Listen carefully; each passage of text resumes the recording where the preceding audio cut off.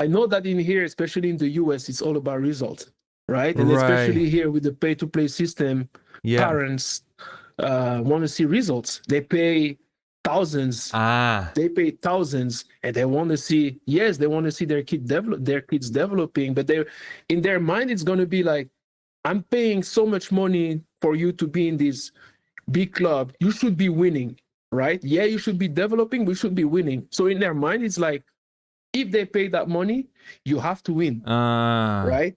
More than I'm paying that money. to You can be develop. losing, but we're gonna address what doesn't work so that it makes you a better player on the long term. They think more like short term versus long Long term, term. and it's important to address that. Step into the world of FC Game Changer, the football club that will change your game. We want to help boost your mindset, strength, and nutrition. A potent trio capable of completely transforming both your football performance and your overall life. The way we play it, the way we say it. With a new expert every month, including strength coaches, nutritionists, football coaches, former and current footballers. We are dedicated to sharing knowledge and skills for the next generation of footballers, allowing you to become the best footballer you can be. Thanks for joining us today. Now, let the game begin. Let's go! What is going on, Game Changers? Today, we had a great conversation with a former professional footballer. His name is Larrys Mabiala. Larrys has played with incredible clubs, such as the Portland Timbers, PSG, and many other clubs. He comes from a very small town in France, and he shared with us today exactly what he had to go through, overcome to become a professional footballer starting at PSG. Then he told us all the things that he had to do in order to stay at that professional level, playing for a lot of clubs until he got here in the US, playing for Portland Timbers in the MLS. So stick around, watch until the end. I can promise you, you're gonna learn so much. If you're trying to become a professional footballer, this is the conversation you want to watch. So I'll catch you soon. Peace. Larrys Mabiala, welcome to the show. Thank you for having me. It's really nice to actually be talking to you. Yeah, so I was, we were doing a research on you, and we checked you out also on Instagram as well. And you're coming up with a new book, and I do want to touch on that. But before we go into, your professional career, even before that, your book, let's take us all the way back to where everything began for you. Tell us your story. Wow, my story started basically October 8th, 1987. So I was born in a small town called Montfermeil in French, a very small, poor town where, it's a lot of immigrants over there. My parents were also like immigrants, and this is where I grew up among just people just like me. It was a lot of diversity, a lot of people from a little bit of everywhere. It's interesting because I actually just gave a presentation about, anti-discrimination and all that, and I have been able to talk about my experience as a young guy growing up in this environment, which was great. That was no money, no nothing like that, but just the real things of life, which is, trying to understand each other, learn about each other cultures, and not focusing on what separates us, but what unites us. And I think that's the most important, and probably why we have so many problems over there in this world nowadays. We are trying to just focus on what divides us instead of focusing on, the things that unites us. Yeah, I mean, that well said. Well said. So born in France, where does football start? Where does football start for you? Football starts at home. My dad big soccer fan, football fan, I should say. Yeah, A big football fan. Was playing at his own level in Congo. I'm originally from Congo, from both Paris, from both Congo as well. But my dad, playing at his level, as I was saying in Congo, had dreams of playing at a professional level. But the reality of life over there is just that there's no money in a football, and he had to provide for the family. So as soon as he reached like 14, 15, he had to just give up on that and just go and work.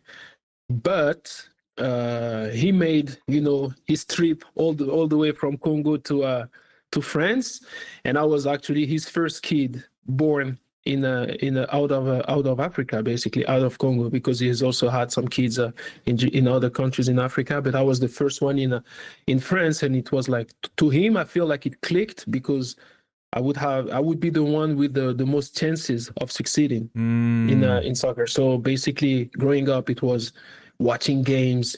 He would take me sometimes to Parc des Princes, the stadium of PSG. The Hotel. So Hotel is the one part of the stands. I used to go there a lot, with a lot of people just like me. It wasn't expensive at time, and you could always find a way to get tickets to get into it, even if you do not have money. So so watching, as I was saying, watching games, he would play with me at home, and just the love of the game. This is how the love of the game actually started for me. Interesting. It's funny that you're saying that, because what I always think about, let's say you're dead, right? Imagine how many great footballers out there that they cannot reach the professional level because they have to choose at some point to work instead of pursuing that dream. Yeah. I come from, a country, third world country, Brazil, and it's the same thing. The amount of friends that I've had that they were, beyond better actually than most, professional footballers, but they just could not make it because of that decision that at some point they have to make.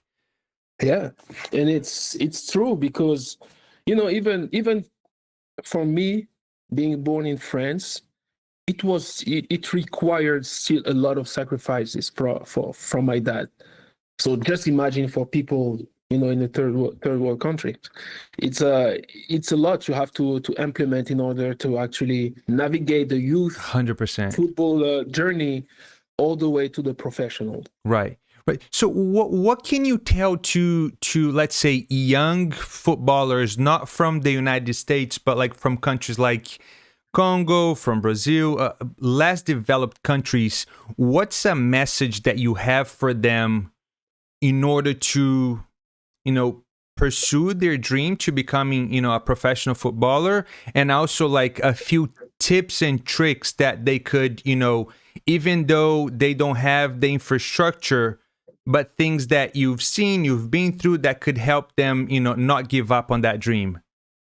I think that the first and foremost, the belief that you must have in order to succeed has to be twice, if not even maybe like 10 times more, like higher than somebody who's living in a more comfortable country. That's the reality. It's going to be way more difficult for players in this situation to actually reach the professional level.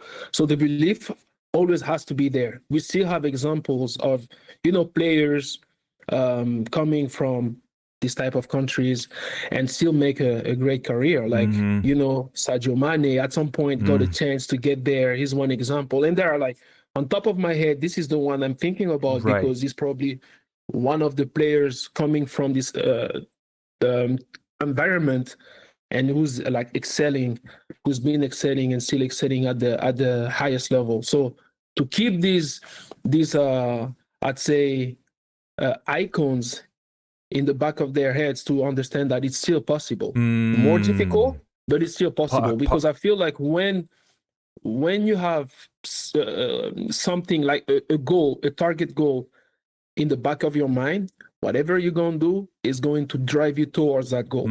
As I said, and it's going to help you also to overcome the challenges that you are going to face in the journey. So that's the first thing. Good. And then, as I was saying, it's going to be more work. You have to be willing to do that.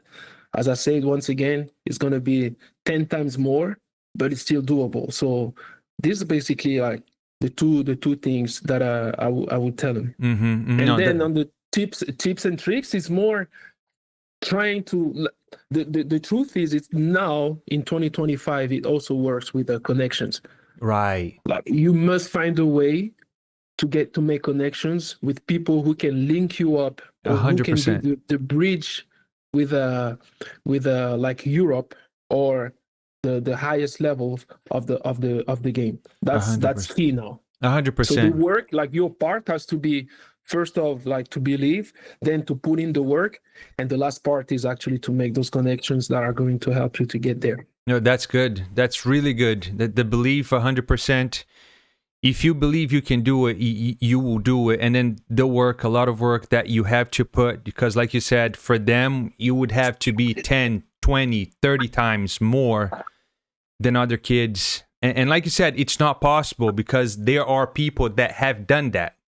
So look up to, yeah, exactly. Absolutely. I think about Samuel Eto'o is another one. Yep. How can I forget about him? Because probably he's retired, but like Samuel Eto'o. And this is also why, like, people see him like maybe arrogant and everything, but you have to understand like all the things he had to go through in order to make it. Yeah. And that's probably why he's like that. Yeah. Because by being compliant, by doing whatever people wanted him to do, he would probably not be who he is, who he's 100%. been and who he is.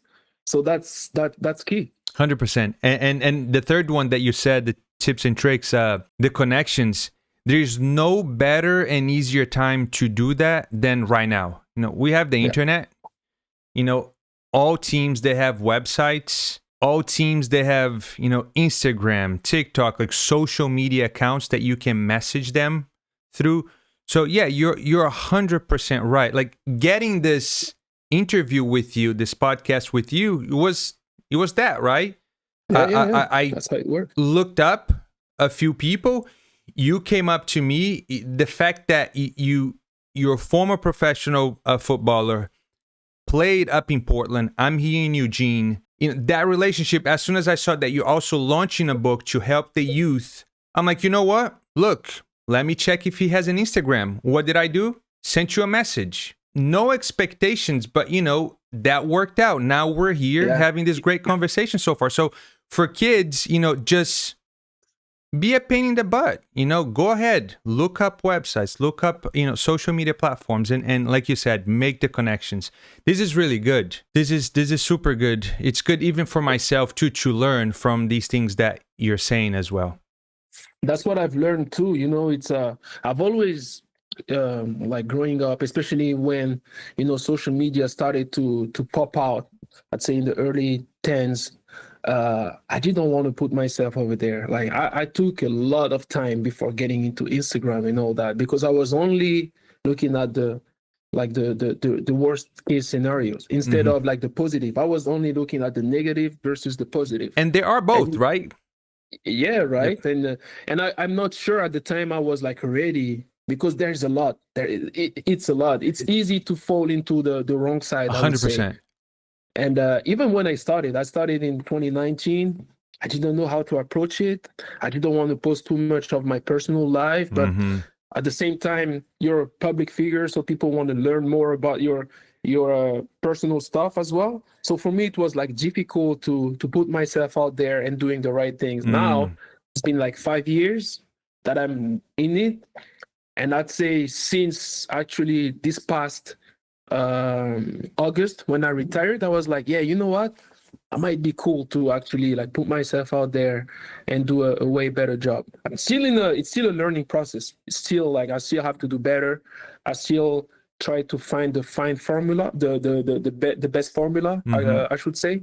But I'm getting there, and now I understand even more better the importance of the network. Yeah, no, you're 100% right. It can get ugly real quick, you know, and it's like you said, it depends on where you're focusing on. You can find anything. And I had that same issue too. I was looking at, the negative of social media until I kind of flipped the switch to, wait, this is a tool that we can use to our own benefit, and it's been great. I mean, the amount of people that we've been able to reach, because Right. coaching, I can only coach so many kids here in the area, Yeah. right? On social media, I can create those same drills, those same exercises. I'm reaching 10, 20, 30, 50. Sometimes some videos get up to 1 million views. So the Right. amount of impact, That's a gold mine. it's crazy. It's Yeah, crazy. it's a So gold it's mine, man. yeah. So no, It is. this is really good. I'm really happy that you're sharing this with us, because I'm 100% sure we have a young audience, and not just in the US, all over the world. And it's going to be good for a lot of these kids to listen exactly what you just told us. Yeah. No, I'm glad to share those experiences because I've done many mistakes. But the most important thing for me is that if I can help anybody avoid those mistakes, I'd be the first one to be happy. Yeah, That's my goal. My goal is really to help people avoid the mistakes I've been doing. And I wish that somebody had told me. As simple as that. Yeah. Yeah. No, this is great. Okay, so bringing it back to football, soccer, right? Did you start your youth career at PSG? Yes. So no, my youth career started. So I started to play for a club at 5. Okay. I was 5 years old. I started playing with the town I was born in, and that was interesting because my dad actually didn't want me to play. So I started to play in the neighborhood town from the town I was born in. My dad didn't want me to play for the town I was born in because he thought that the youth program wasn't good enough, and it wouldn't help me to actually develop myself into a better player. At the time, I didn't understand. You're 6 years old. You just want to go and bowl with your friends. But my dad was already in this thing where, like, he was looking at the bigger picture. So you're going to be upset about, not playing with your friends and all that. But in the end, you're going to thank me. That's the thing. But it's not like, it could be worse. It could be like, you're not playing. I still wanted to play, right? So put me here or there. Yeah, I'll be disappointed because I'm not able to play with my friends. But you're still playing. But I'm there. I'm not happy because I don't play with my friends, but I'm going to play in an environment where I'm still going to be able to play first and make new connections, new friends, and new all that. So I started to play with the small time where I was, and I actually started PSG at the pre-academy at 14 years old. So 14 years old is the year I actually left the household and went to the pre-academy. I see. So so you started at 5, 6 years old. 5 years old, yeah. Right, 5 years old. I was too young, but they still kept me. They still had to get me because I was good enough to play. Good. That's good. Yeah. That's good. So 5 is young. 5 is super young. That's good. So you stayed at that club until you moved to PSG when you were 14. Yeah. Okay. Yeah. Okay. So how was that transition from that club to PSG now? Because then you leave home, right? You're leaving the parents. You're by yourself with the club. The good thing is, I've been raised by a dad who was very strict. Came from a military mindset. His dad was from the military and all that, so it was very strict. And my mom was actually the same way. But he actually leaving the household to go and play for the PSG Academy was, I'm leaving this, but I'm actually going to be able to play every day, which is awesome. And the way I've been able to reach that was simple. There were some small competitions in France at the time, and they don't do it anymore. But it was like basically, I was 12, 13 years old, and it's like competitions of juggling the ball, slaloms, with the stopwatch. They use the stopwatch and they chronometer how fast you can go driving the ball between the cones and all that. So it was a lot of stuff like that. And I was the only player coming from a small town, from a non-professional team, to reach the final at Clairefontaine. Interesting. And so when I received, that was interesting because when I received the informations about the final, where it's going to happen, who is going to be there, and I checked the names of the players who were invited, all of them like professional clubs, Monaco, PSG, Marseille, blah, and I was the only one who was not affiliated with a professional club. Okay. So already receiving that thing at 12, I was like, oh, shaking. I was like, oh, these guys are playing for professional teams and all that. How am I going to be there? And I found out that I was just fine. So this is why also I'm going to address this thing in one of my future books, that it's not necessarily important to play for a huge club at the youngest age. It doesn't matter until you reach a certain age. And that's one of what we're going to talk about that later, and I'm going to talk about it, and I'm going to address it in one of my future books. But it doesn't matter where you're playing until a certain age, as long as you develop the right way. Interesting. Basically, Interesting. as long as you work on the fundamentals that are going to be your solid foundation to be able to play anywhere at the end of the day. But yeah, so I was there. I reached the PSG Academy. And that was great, man. I left that. I was able to play every day. I made new friends. It was easy for me to get into that environment because also I've been accepted. I was pretty good. I was pretty good at the time. And it's easier when you go play a pickup game, right? You don't know anybody. You're out. Pickup game in the street. They don't know what foot. Oh, you don't know who is who, right? And you make your team. You see, oh, this guy is good. It's easier to connect with that person. Yeah. So that was exactly me joining the PSG Academy. I was there. I was good, and everything clicked. That's good. That's good. So let's kind of step back a little bit. How does the connection with that club from that town happen for you to go and try out for PSG? Like, was it like your dad just said, hey, let's try out for PSG, or did you receive an invitation? Not even that. It was, as I said, the competitions, the juggling and all that. It was, something organized by the department. So in France, we have some there's an organization or the federation, the national federation gives the authority to some departments to organize these things. On behalf of the French Federation, right? So they organize all these things, and then let's say 200 kids are participating, and they just keep like 20 or 10, and then you go from the departmental to the region. So now it's not anymore like I'd say the Portland metro area or Tiger and everything. Now they bring kids from Eugene and everywhere. So it becomes the states, and then after the states is the national. And I've been able to reach the national, and this is how, being the only kid coming from a non-professional club, reaching the final, I received phone calls from every single academies of France, like all the big ones, PSG, Lens, Marseille, Monaco, and all that. Wow, that's really good. That's interesting.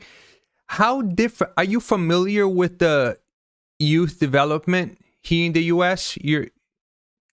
So since this is something I'm really interested in, I started to dive in because I'm writing basically about youth development. So I was at first focusing on, what the parents have to do to help their kids, and then what the coaches have to actually do to help the kids, because a lot of coaches, unfortunately, here don't really know about the soccer culture. They come from other backgrounds, and now it's getting better because we have more and more coaches knowing and understanding the ins and outs of football, but still not enough, right? And I'm talking about how they should be approaching to help the kids, not only them. It's not about winning or losing. It's about development first. It doesn't matter at this age, basically, winning or losing. It doesn't mean anything. I see. You can be, because losing helps you to assess what didn't work in order to get better. When you win, you're going to just focus on what worked, and you're going to neglect you're going to neglect what didn't work. Right. But at some point, you're going to face the thing that didn't work for so long, but you didn't address because you kept winning, that you're going to hit a real wall. I see. So losing is almost more beneficial in some ways because you're learning from the things that didn't work? I know that in here, especially in the US, it's all about results, right? And Right. especially here with the pay-to-play system, Yeah. parents want to see results. They pay thousands. Ah, They pay thousands, and they want to see. Yes, they want to see their kids developing, but they, in their mind, it's going to be like, I'm paying so much money for you to be in this big club. You should be winning, right? Yeah, you should be developing. We should be winning. So in their mind, it's like, if they pay that money, you have to win, right? More than I'm paying that money. to You can be develop. losing, but we're gonna address what doesn't work so that it makes you a better player on the long term. They think more like short term versus long term, and it's important to address that. So, how different is the youth development, for example, in France versus the US? What would you say is the main So difference? I'd say simple, 3 words: Uh-huh. pay to play. That's Simple. that's Plain crazy, and huh? simple. Pay to play. That's crazy. You want another one? Wait. One. Wait, before no, actually, go ahead. What's the other one? The other one is like inclusive versus exclusive. Ah, okay. So Or wait. pay to play versus, I'd say, almost free to play. So okay, how do we address that then in the US? Because I think in the US is one of the few countries they're set up that way. Because where I come from is the same thing. You're on Right. your own. No one is paying to play, and you end Right, up right. getting better. Or if you're paying, it's like it's gonna be 150 for a year. And every time I say that to some Americans, they're like, "What? That's not possible." Because Right? here they're spending what, thousands Thousands. monthly. Yeah, it's sad. It is sad, but Wow, that's it's the a reality. business, huh? It's a business. It's really, the US is everything is about capitalism. Yeah. It's about, like, making money at all cost, and sometimes to the detriment of kids. How do Unfortunately, we fix that though? it's tough because the truth is the running costs are also expensive, right? And you have to find a way to actually finance those things. Here in the US, they've decided to transfer those costs to parents, right? Mm. Versus in France, the federation is actually making an amazing job to actually help to the highest extent the clubs to minimize those costs. I see. Now, the clubs are also on top of, like, the subvention they are getting from the federation in France, for example, because I come from the French system, so I know this very well. Mm-hmm. Clubs are also seeking, like, sponsorships from companies, from, like, anything they can, from anything and anywhere they can find I see. the money. So sometimes the city is paying, also is helping the clubs. The city hall is helping companies. So Wow. you generate that much money that at the end of the day, even if you want to charge the kids, it doesn't make any sense if you have to charge them for that much. Like, the prices are just decreasing. Yeah, no, that's great.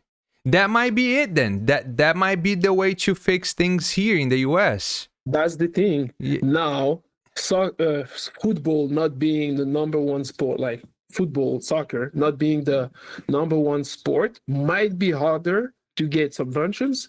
Might be, I don't know. But now it's getting bigger, it's getting more popular. It's getting, and World Cup is coming in 2026. Right. So I'm hopeful that things are really going to change. And my thing is, I really want to bring this positive change, helping, first of all, enlightening parents, because too many of them are just thinking that's just the only way it works. But it's not. It's not. There are, like, different ways to do that. Yeah. Now, what I want to say is also that it's that I wouldn't say it's totally wrong to charge families. But what's wrong for me is that you charging a family thousands and you provide something worth hundreds. That's not right. Right. I see what you're saying. I see what you're saying. That's wrong. That's wrong.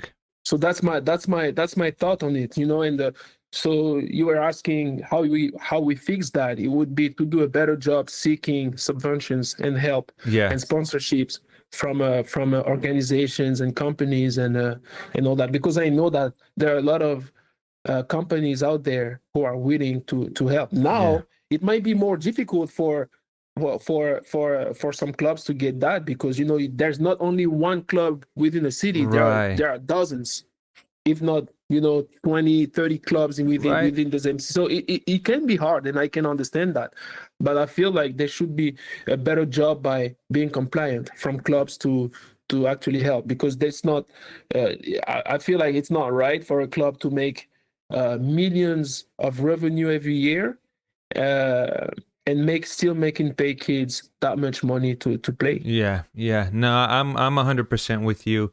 And that might be a solution right there. And like you said, if you're paying thousands of dollars, you should be getting something worth thousands of dollars. Yeah, But that's exactly. not the case. Yeah. Yeah. Yeah, I wouldn't be here talking about that if that was the case. Yeah. For me, like, you want to charge families too, because there's still going to be families who are going to be willing to do that, and it's fine. Like, there's nothing wrong with that. Right. There is absolutely nothing wrong, but just give them something that's worth that money. Yeah. No. I this is really good. I've never heard that idea of seeking, sponsorships, partnerships, in order to get that money, reinvest into the club to then decrease the tuition or payments for the families. This is a really good point. So, okay, going back to PSG though, and then you stayed there, and that's where you made your professional debut. Yes. My God, tell me. Man, that's a dream coming true. Oh my God, I've been there. I've stepped into the pitch. I did the tour, and I've been there. And this, like, and especially when it's the club you used to go to at 3 years old in the stands, and that's been your club of your club of heart. Like, I don't do tattoos, but if I was, I would probably have one somewhere on my body.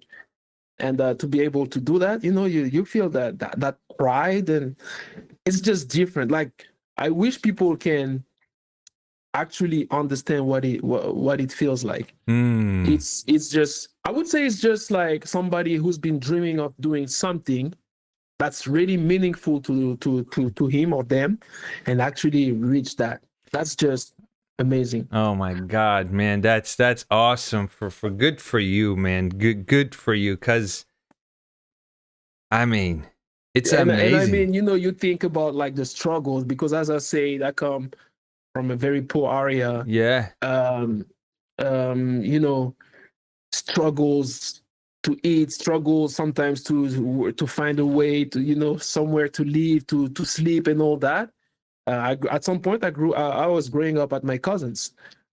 So you see, like, going back to what you're saying before, in terms of believing, doing the hard work, and having, like, people that they've done it. So you have inspirations. It's not impossible. You are one of them. Yeah, at my own thing, because I still feel like it was still easier that what kids from third world countries have to go through. It was still easier. You have to put everything in its context. It's easier to still do that in France, although I was not one of the, like, in a favorite position. I had to give up a lot. I had to sacrifice a lot compared to the people who are living in France. That was a lot, but compared to people living in third world countries, that's still, I wouldn't say nothing, but it's way less than what they have to do. 100%. So okay. So then PSG, you go on loan, right? To, I can't even pronounce the name. What's the name of that team? Plymouth. Plymouth. Yeah. Yeah. And what was that experience like? Because now you're in a different country as well. I am, but it's England, English speaking country, not far away from home. It was just I don't know, like less than an hour flight.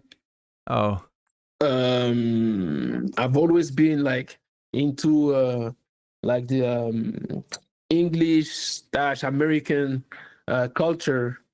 Since I get actually into the academy, I wanted to learn English because of 50 Cent. So I've always I was in this thing, and the experience was nice because it helped me growing a little bit. mm-hmm. Well, how old were you at that point?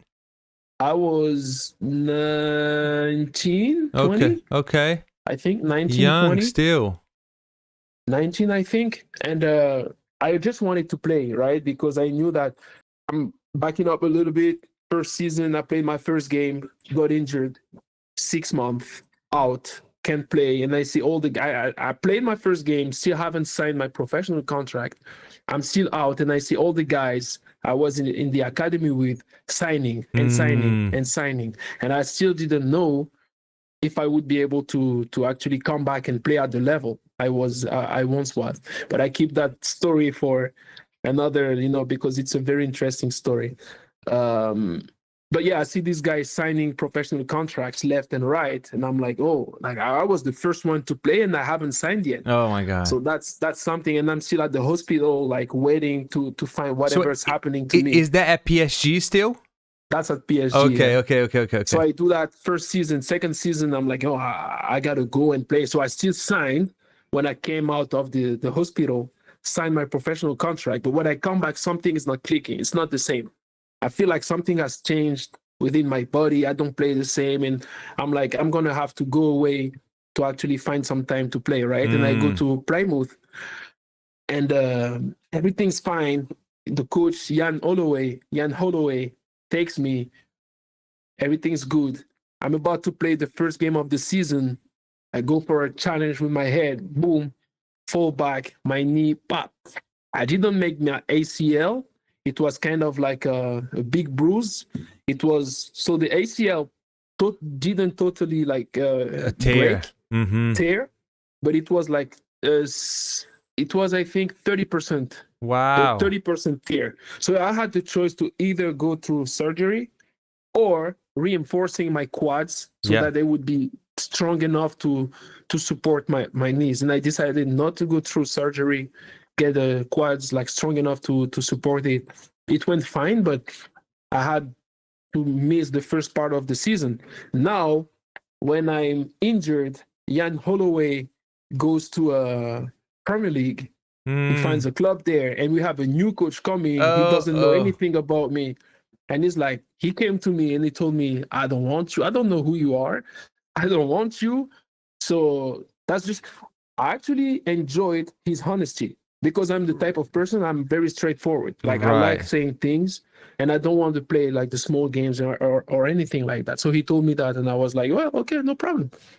I went, we found a way to actually break my loan so that I would go back to PSG in January, right? So I do that, break my loan to go back to PSG on February, and then I got back like on my feet, but it was by the end of October I was ready to play.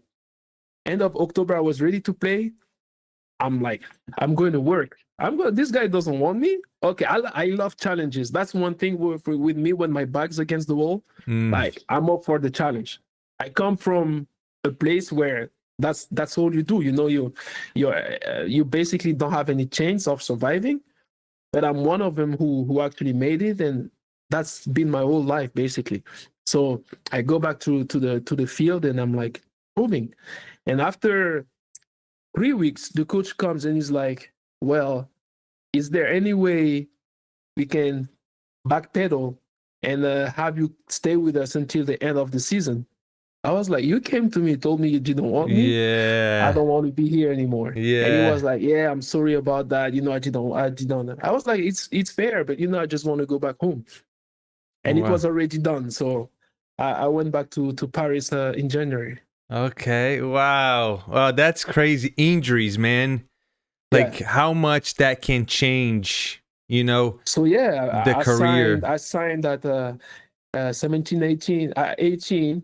I signed at 18, and right after my first game injury, I go on loan, another injury. Wow. So I was from my generation.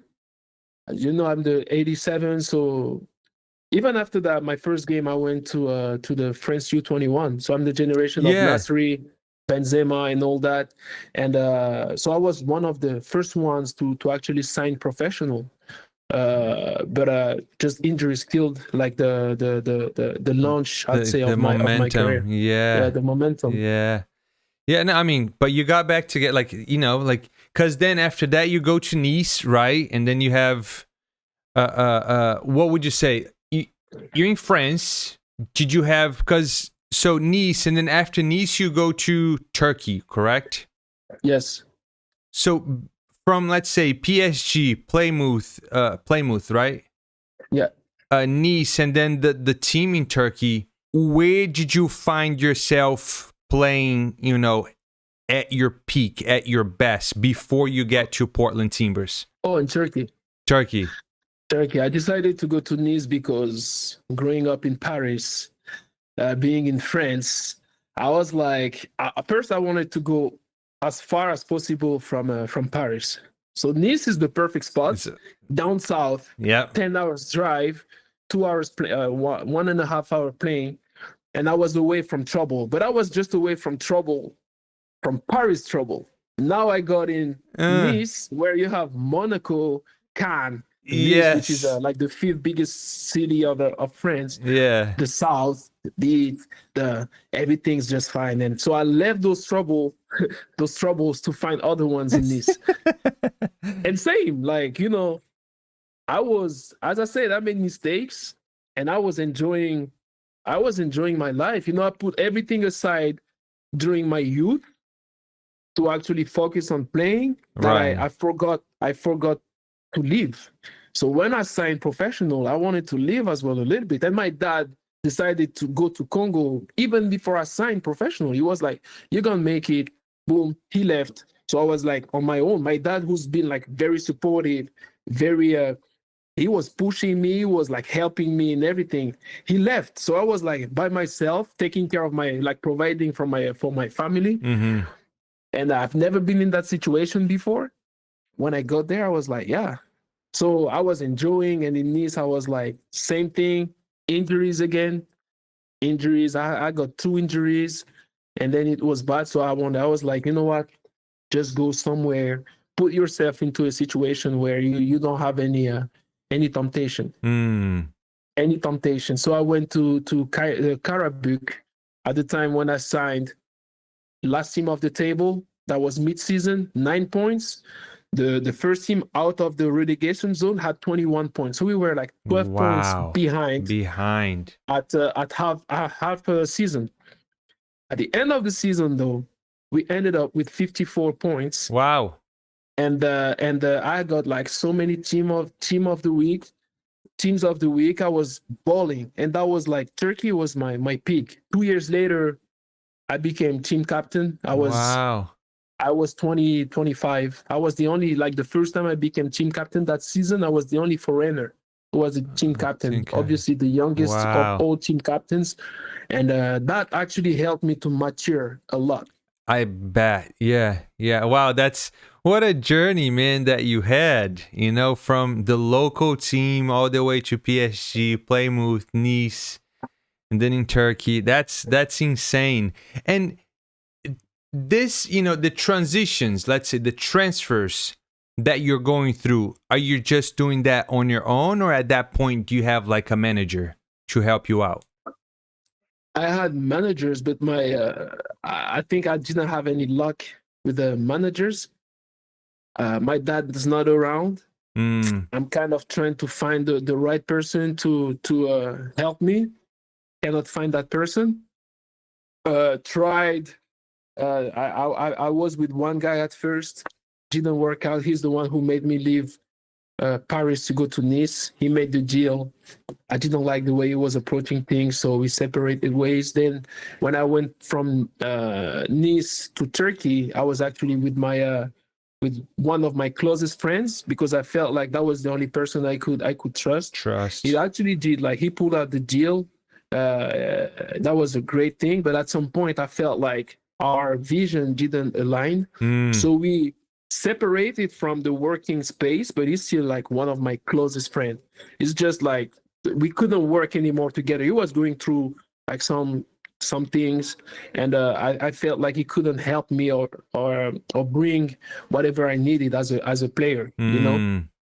So we separated, and since then I've been by myself. So I've been negotiating my deals. I've been doing everything by myself. Wow. So with that being said, like for players, you know, young footballers aspiring to become professional, you don't necessarily need to have a manager to keep I don't know, putting yourself at the right places, or do you? Honestly, I see these two ways. The first one is that I don't recommend that. I still believe that it is important to be managed by a professional.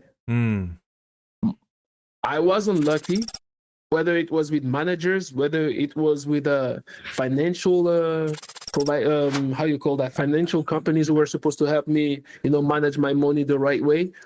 I wasn't lucky. Like, my luck wasn't there. All of them tried to especially the ones trying to handle my money, tried to steal from me. Oh my God. And I had bad experiences, right? And I lost a lot of money because of them.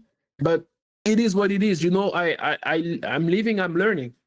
Right. I'm living, I'm learning, right? And that's why I'm saying I want to share my experience. I want to share my insights so that they can avoid to make those mistakes, because that's the key. I'm a fighter. I'm not a quitter.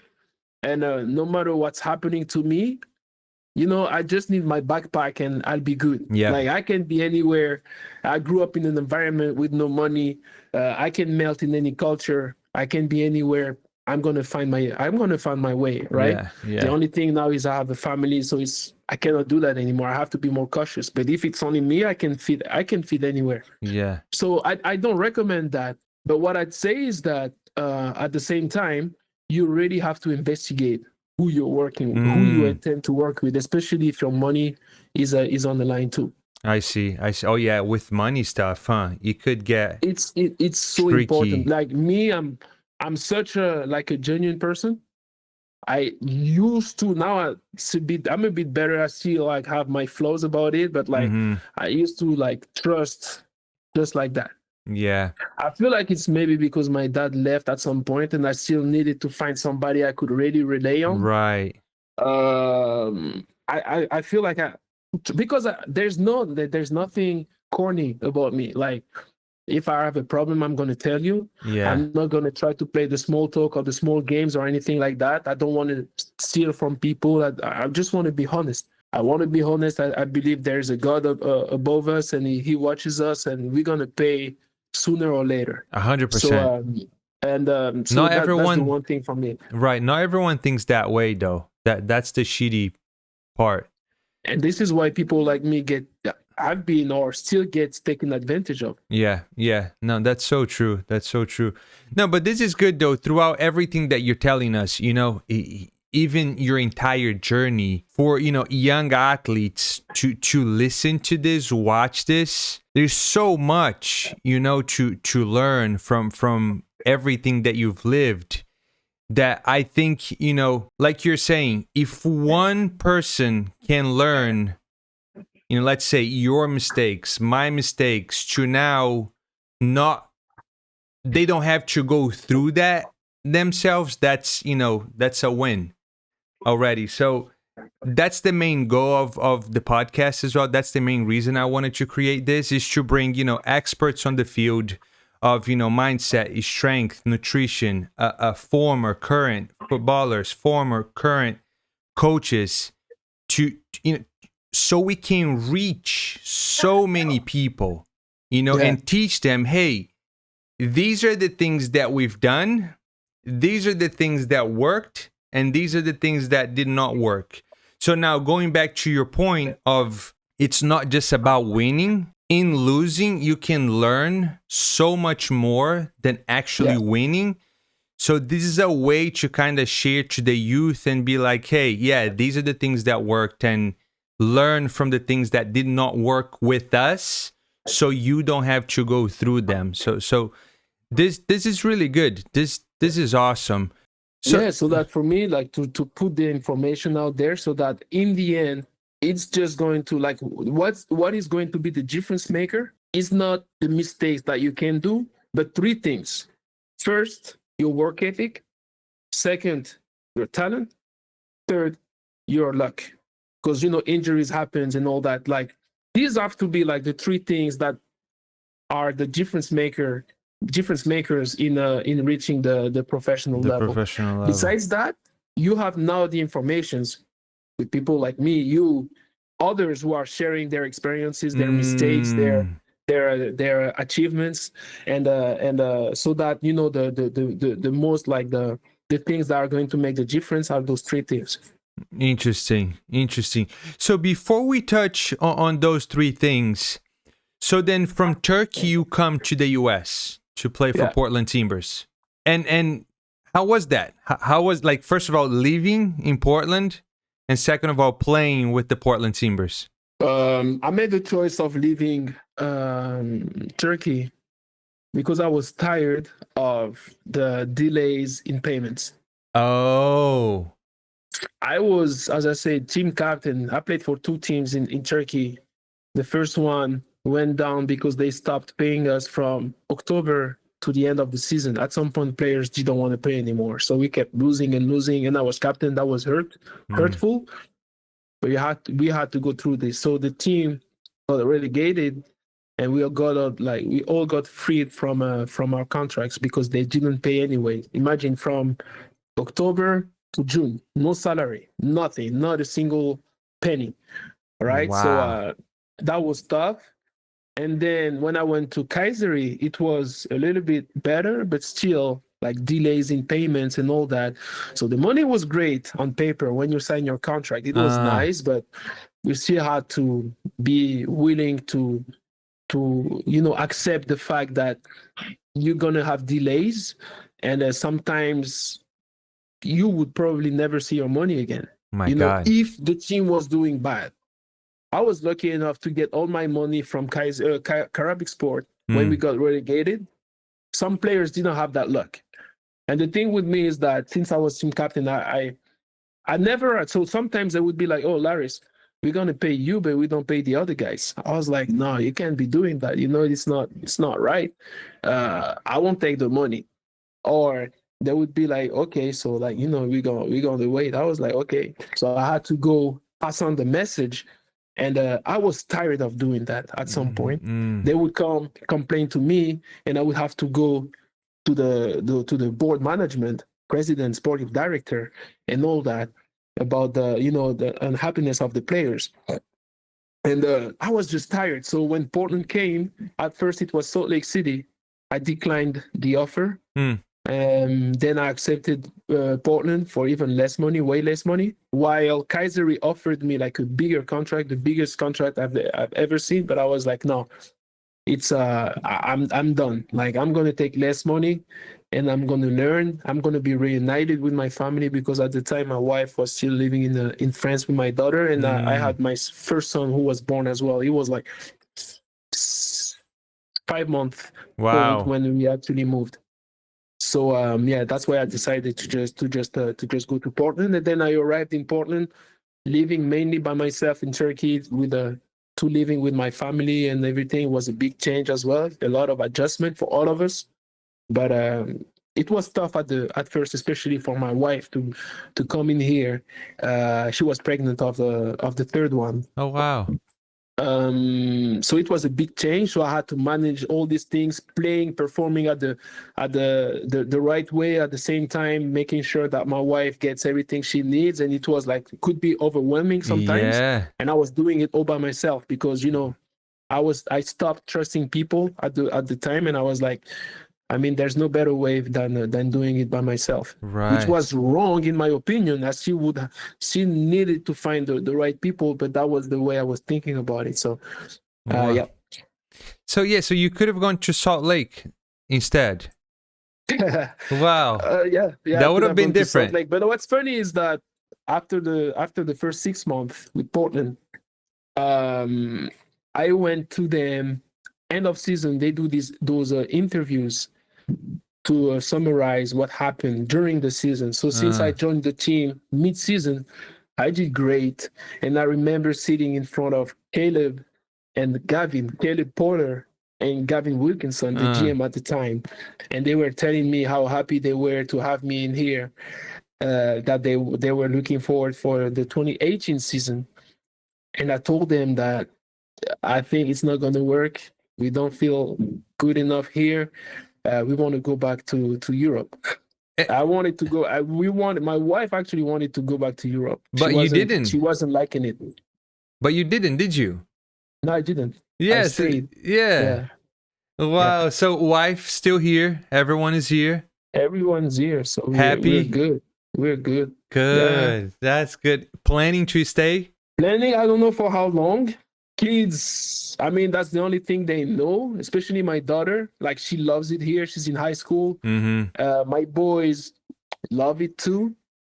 As for me, as I told you, I can be anywhere. Yeah. So it's all about the kids now. Wow. That's cool. Wow, such a journey, man. That's good. That's good. That's good. And what made you so the retirement? When did that, click? You woke up one day and said, "You know what? I think I'm going to do this. I'm going to end my career." So how did that happen? Preseason 2024. I came in. I did great. Yeah, I had a little injury on my calf, but I remember I was doing great. And I could see that, no matter what I would be doing, I wouldn't be playing. So I had two options: either ask for a trade or to leave, or just retired. I looked at my age. I was like, I don't want to be moving the family all over again. Mm, And I didn't want to do that. So I was like, you know what, just see how it goes. So that was the first thought. See how it goes, because it's just preseason. A lot can happen. And then you take a decision. And I remember we played. So the day I was actually sure I didn't want to do this anymore is mm. when we played. So we played the game against Nashville. I'll never forget that. And that's the first time I'm going to say it. So you Uh, got the exclusivity over uh, there. We played against Nashville. The way it went, so I was good. So sometimes I was in my, I was in my zone. I was in my feelings. I was coming. I was like, why am I even here? I'm thinking about retiring or anything. I played the game before that. I played like subbed out at halftime. I made a huge mistake, conceded a goal. But my mind wasn't like confident. I wasn't confident, right? So we played the game after that mistake, right? We played the game against Nashville. So we have five center backs. Two of them were in the Copa America, mm. right? So now it's three of us left. And I was like the fifth option. Two of them left to the Copa America. Three of us left, and so we play against Nashville. One of the starter got a bump. He got elbowed up Mm. in here, there, concussion. He's got to be out. That's the 36 minute. They sent me and another guy warming up. Oh So wow. we go to warm up, right? So me and the right back, who can also play center back, but he's right back. We go out there, 36 minutes. We played a role 10 minutes with 10 men. They didn't make any sub. I'm like, okay. They go back in the locker room. They ask me and the other guy to keep warming up during halftime. So they went in, boom, boom, boom. And then the trainer comes back and he said, he didn't call me, he called the other guy and he Mm. said, "You in." I was like, I'm out. I'm done. Mm. At that moment, I was sure. I was like, I am done. Before then, I already went to them telling them that I wanted to stop. They were like, no, like, take it, Okay. give it time and everything. After that, the day after, I was like, let's terminate my contract. That was it. That was it. That was Wow. painful. That was painful. I That was bet. really painful. That was hard to swallow, hard to take, and still painful. But it's no hard feeling. It's a business. It's Yeah. whatever you want to call it. There's no hard feeling. I still see the coach and I still talk to him like we're good. He made his choice. I respect his choice. Mm-hmm. Do I agree with him? No. Do I like I can feel some type of way about it, but like Right. there's always respect. There's always respect. And when I talk to him, I would never confront him about it. It was also I know it was a difficult choice for him to make, but he made the choice he thought was best for the team. And at the Right. end of the day, that's what they do. You know, I don't hold that against him. Right. At the Right. end of the day, you cannot always be top for people. So I was like, I accepted it, but I just don't want to be a part of it anymore. Yeah. Wow. But I mean, beautiful career though, long career as well. So were you 36? Yeah, 36, right? I was 36. Yeah. 36, yeah. So yeah, it's a lot of years playing, a lot of injuries. And like you said, you also you got called up for the French national team under 21, correct? Yeah. And you also played with the DRC national team, Yes, I correct? played with the DRC. I was pretty young when I started playing with them. Is that But right? then that's the other thing, I'm such an upfront person that, the way they manage or African teams are being managed are unconventional. And Mm, I had things to say about it and, didn't went well with one of the coaches especially. And I was like, you know what? They give this position to this coach who's not even Congolese. mm, They give him all the power. He's gonna be out of there anyway soon because mm-hmm. that's the way African teams are working. And I know they are going to call me again, but I'm not going to go back. That's a tough decision to make. It That is, is. but at the end of the day, like as I said, I made a lot of mistakes during my career because if I hadn't, I would have probably a different one. But it is what it is. It I is what it live with is. them, I accept them, and that's why I Learn. want to share like all these things so that uh, kids or aspiring professional soccer players don't make the same. Maybe make some other ones that I don't address or I've never experienced. Mm-hmm. And they will like get insights from other people who have been through those, so that they can make better decisions. 100%.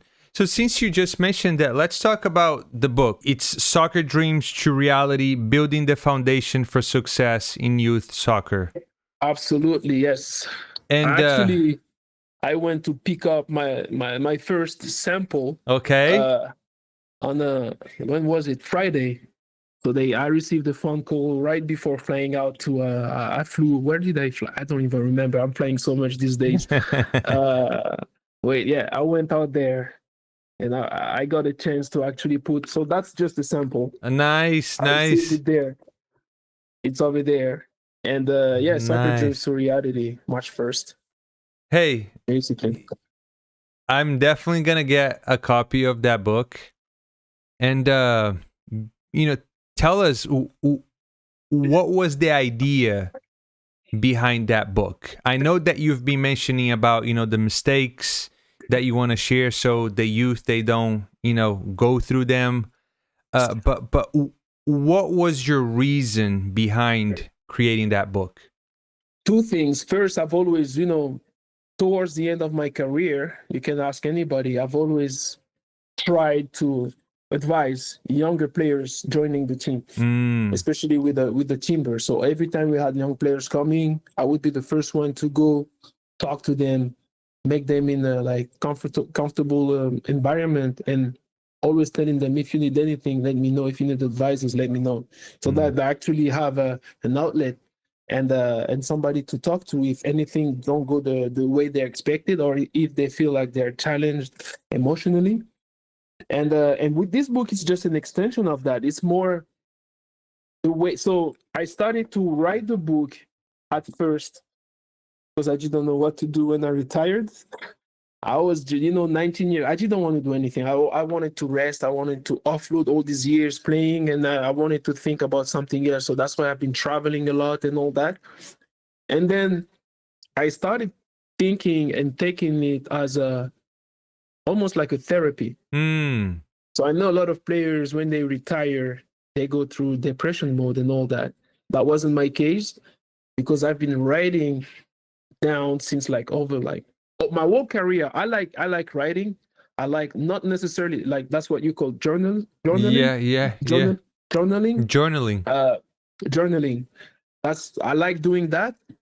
So it's basically all the notes from all these years Wow. where I felt down and all these things. But so this book out here is not like the I should say the experiences from the past years or anything like that. This is more of an introductory book.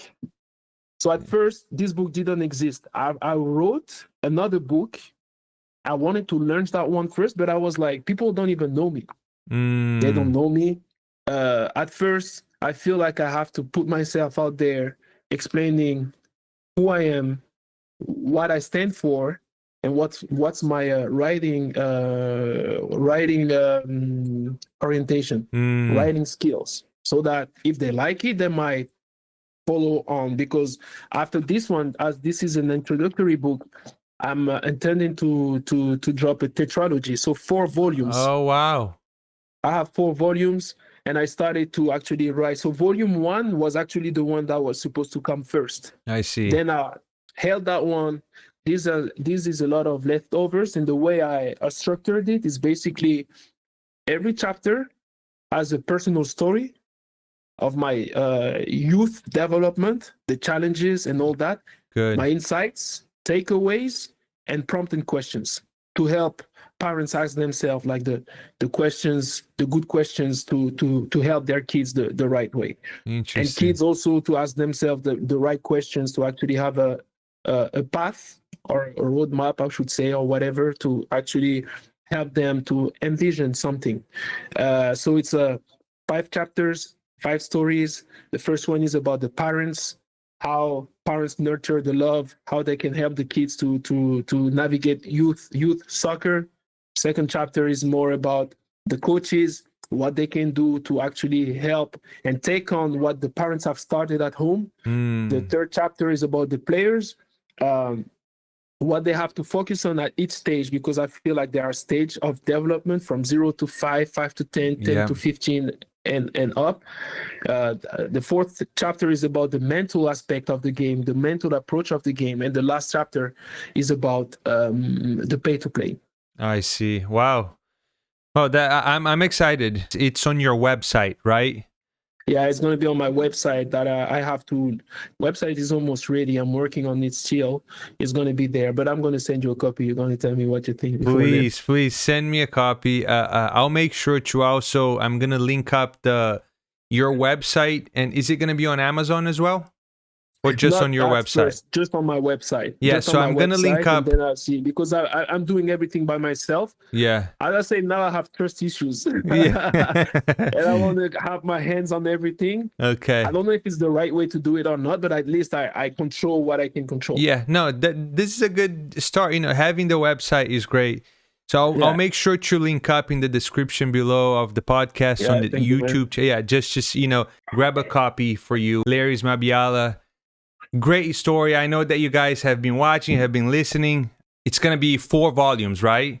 So there Yeah, are 4 volumes. more books coming up as well. So More this books. is This is a very, like, it's a short read. It's a short and easy read. Like, as I said, an introductory book. yeah. And it's going to lay the foundation for what comes next, because it's going to be a lot of informations, a lot of insights, and a lot of directions to help parents to make the right decisions, to help players to make the right decisions too. And it's not only about my stories. Right. This one is more about my stories, right? But like the volumes, like the future volumes, is going to be a mix of my stories, stories of former teammates, Right. for stories of childhood friends who are very talented, couldn't make it, Yeah. stories of players that I played with who were terrible at first and still managed to make it to the professional level. It's going to be that, as I say, the same takeaways, insights, and all that. So that's the way I've structured all the books. Perfect. So yeah, Soccer Dreams to Reality, Building the Foundation for Success Youth Soccer. There are way more books coming up as well, 4 volumes. So grab yours. And you said one of the chapters is about mindset as well of the book. Yeah. Right? Yeah. How important is mindset? Man, it's 80%. 80%. It's 80%. It is 80%. Like, I feel like I've been lucky enough to be challenged from the youngest age. So where my dad was great at was to actually find the fine line between challenging myself without pushing me too hard, like hard enough to want to quit. That's hard. It is hard. And that's why I feel like only parents or adults that are very close to the child can make. Because they know the child super well. And I feel like it's more difficult nowadays because, you know, children are like way more listened to. Like, you know, they can complain about everything and we find, you know, excuses for everything. It wasn't like that back then in my, you know, I'm pretty sure it was the same for you. So it's more difficult, I would say now, but it's important. It's crucial. It's going to be easier with some kids because they're going to love the game so much that you can do anything, they won't want to quit. Some others, you know, it's going to be hard. Like you just say one thing, it's like, oh, whatever. And that's why the most important and the first thing is to nurture the love of the game from 0 to 5. Basically, that's what I'm saying in one of the book. Yeah, I mean, it's another thing that could be tough as well is which I really like the system, the athletic system in the US, because, you know, a kid is experiencing at a very good level, let's say in high school or even before, several sports. Yeah. Right? So I believe that it's the same way in France and in Brazil. The major sport that you've been playing your whole entire life is just one, soccer. Yeah. Right? Yeah. So I feel like you have to be extra cautious here in the US as well. Because, you know, kids can easily, I don't like soccer anymore. I'm going to try track and field. I'm going to try basketball. I'm going to try volleyball. I'm going to try anything else other than soccer, which not a bad thing. It's not a bad thing. But you and I, for the love of the game that we have, soccer, football, we definitely want the kids to pursue that dream instead of other sport. Yeah, absolutely. Yeah. You're spot on. Absolutely. 100%. Yeah. Yeah. Cool. I mean, we talked about the book. We talked about your journey. Is there anything else you'd like to share that we haven't discussed? No, I think we've covered like all the things I'm actually standing for right now. I just want to share like some informations that as of right now, I'm working on some nice things in the Portland area. And I feel like it's going to bring a lot of change. Not only here, but like hopefully nationwide. Awesome. So yeah, just stay tuned because it's coming and it's coming hard. No, I like to hear that. Hey, and if there's anything I can help you with, just feel free. Now I'm gonna actually connect with you on Instagram here after this conversation. Just reach out because you know, I want to help. I want to be involved in things like the things that you've been doing because my goal is to help as many kids as possible too. I appreciate that, and that's my mission. That's my mission. That's my goal, and I like to find people who share the same thing. You know. Awesome. I mean, yeah. Now everything that you've been doing, you know, now the book, more books will come as well.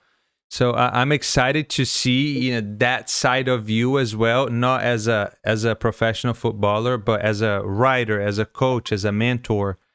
So this is cool. This is cool that we made this happen, and we asked this question to every guest on the show, and the question is: tell us a game changer moment in your life and why. So first off, I want to rebound on what you said. Everything I'm doing is because I feel like there's a lot of how to do it, how to do this, how to do that, how to, Mm, but not enough why to do these things. And I'm a ancient. type of person who likes to understand why to really commit into something.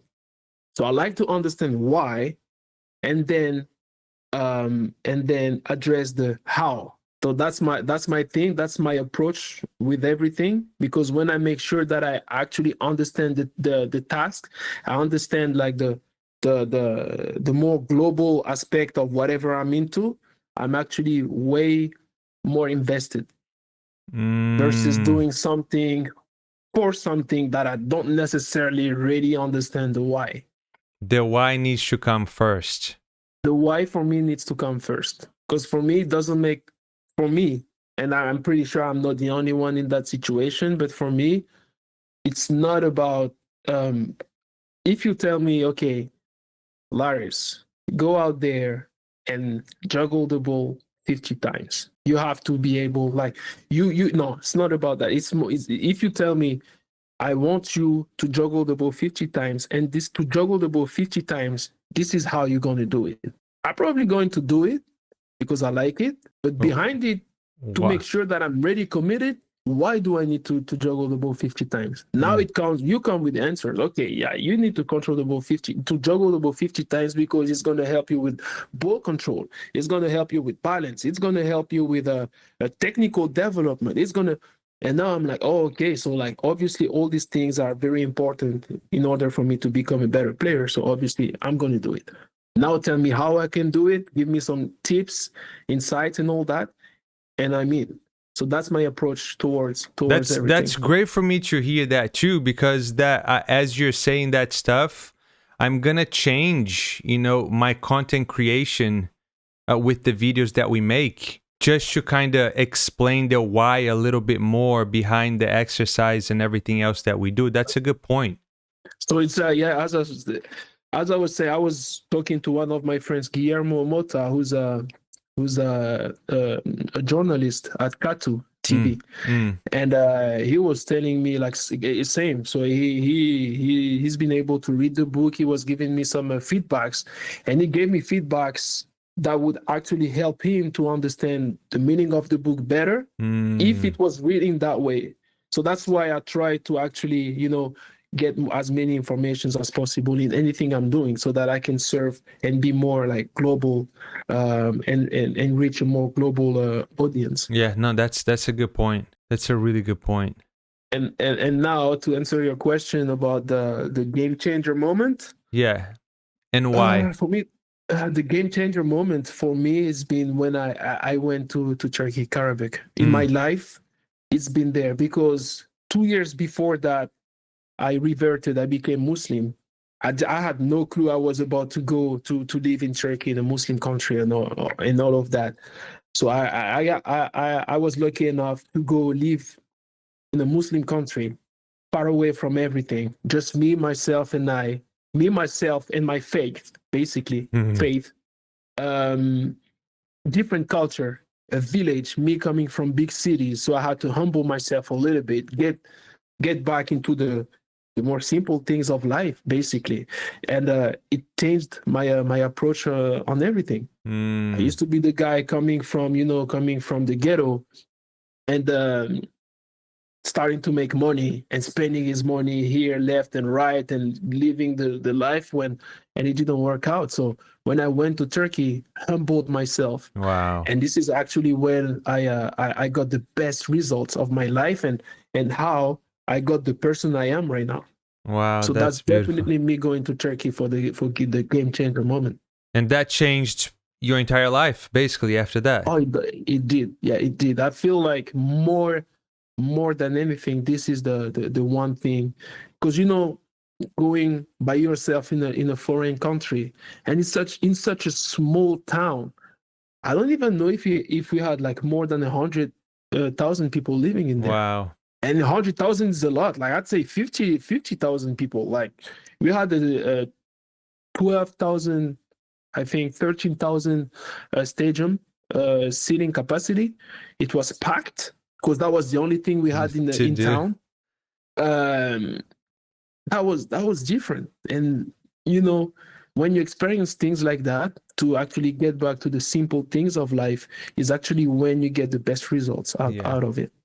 No, that's well So said. for me, that's the moment. That's beautiful. That's beautiful. So, Larrys, where can people find you?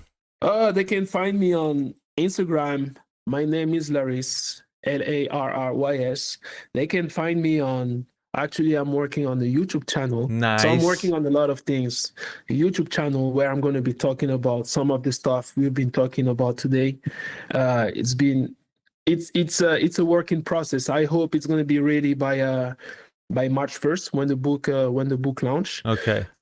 They can find me there. They can find me on Instagram. They can find me on the website. So I'm actually working on 2 websites. One which is going to be more focused on like my story, basically my story.